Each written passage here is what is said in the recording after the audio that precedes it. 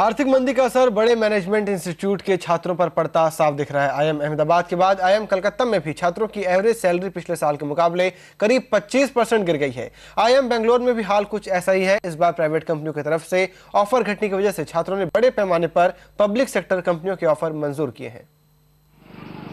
IIM Kolkata में students को मिल रहे सैलरी पैकेज में करीब 25% की कमी आ गई है।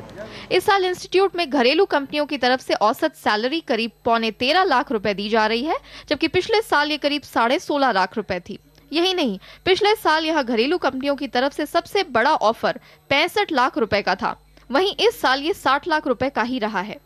फाइनल प्लेसमेंट में विदेशी कंपनियों की तरफ से मिलने वाला सबसे बड़ा ऑफर भी करीब 65 लाख का ही रहा, जबकि पिछले साल ये 1.25 करोड़ रुपए से भी ज्यादा का था।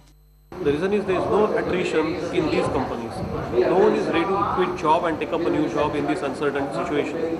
And naturally, all the students had accepted their PPUs wherever they had. Okay? And naturally, there were very few offers available. IIM Bangalore में भी हाल कुछ ऐसा ही है। वैसे इंस्टीट्यूट ने सैलरी पैकेज का खुलासा तो नहीं किया है, लेकिन ये जरूर माना है कि सैलरी में गिरावट आई है। वैसे एक ट्रेंड जो हर आईआईएम में देखा जा रहा है वो ये कि छात्र जॉब सिक्योरिटी और प्राइवेट ऑफर घटने की वजह से सरकारी कंपनियों में भी बड़े पैमाने पर जा रहे हैं। We did have PSUs coming and recruiting from camp IIM Bangalore, but the numbers were lesser. The numbers are more this time because of the current scenarios to some extent.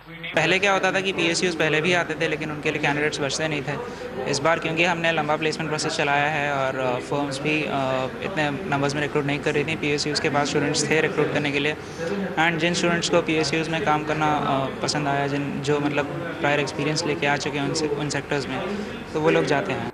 इस बार जहां आईआईएम कोलकाता में placements के लिए आने वाली कंपनियों की तादाद 106 से घटकर 86 रह गई है, वहीं आईआईएम बैंगलोर में इस बार 97 कंपनियां आई।